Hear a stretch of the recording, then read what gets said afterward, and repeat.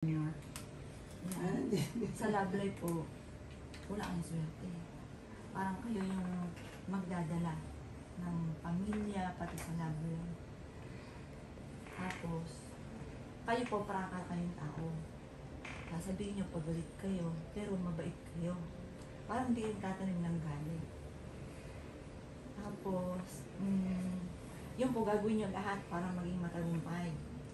Kailangan kayo po, para magtagal kayo ng karelasyon nyo, kailangan kayo lagi nagpapasensya.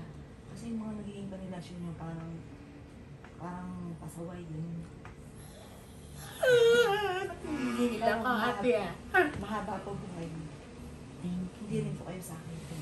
Pero pag nagkasakit po kayo, wala, parang basta mahaba po yung buhay ko. Parang kaya-kaya nyo pagka nagkasakit po kayo, yung lang, hindi malala. Nagpapamkat eh. Sa ano po dito? Ito po, swerte po kayo sa negosyo. Swerte. Pero sa buhay, mahaba din naman. Pero dapat po pa ganun. Mahaba po buhay ko rin po niya. Swerte po kayo. Sa love life lang po sa buhay. Well, talagang actually, this is our second time. Bakit Miss J nagpabasa ka kay Ate Apple? Yan. It's because it's a gift kasi. Gusto kong ma-enhance niya yan.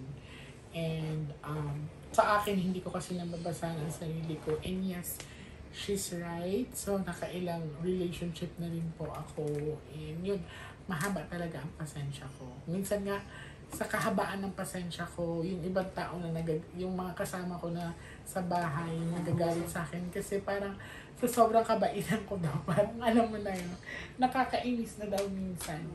Yan. Pero ako kasi, lagi kong sinasabi na, I do believe in karma kasi ate. So, ilang beses na rin akong niloko, ganyan. Pero lagi ko lang sinasabi, Lord, ikaw na bahala. Yan. Sa swerte din, ang dami na, kung gusto ko talaga yung maman, ang dami na talaga. Ang daming gustong bumili sa akin. Pero, kung naging gahaman siguro ako, kuya, na. Pero hindi, masaya ako sa, kung ano lang, kung anong meron, kung may ibibigay salamat, kung wala salamat, ganun lang ako.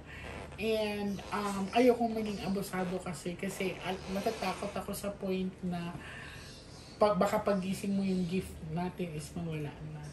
Ganun lang ako. So, ayun. Ate, pag kailangan mo ng tulong ko, kailangan mo ng advices, andito lang ako. And at least na-experience mo din yung gift ko. Yan. So, may mga taong gifted, kailangan din natin tulungan. Kasi, mahirap kasi minsan sa amin, hinuhusgahan kami ng tao. Karamihan yan, so binabato kami ng mga verses ng Bible. Well, I'm not against with any religion. I do respect that. Pero, guys, lagi kong sinasabi sa inyo, si Lord po ay namahagi ng biyaya sa ating lahat. Siya din po ay nagsaboy ng gift sa ating lahat. So, we're just very lucky na we are guided with the spiritual realm, holy spiritual realm, which is galing sa taas yan. Nasa sa inyo naman kasi yan kung gagamitin nyo sa masama o mabuti. And mararamdaman mo naman talaga kung isang tao ay totoo o hindi. Di ba ate? Yan. So, maraming salamat ate sa pag-welcome. So, sa ngayon, gusto kong ipayo sa inyo, kuya, alam ko hindi naman ganun talaga ka daling mawala ng mahal sa buhay.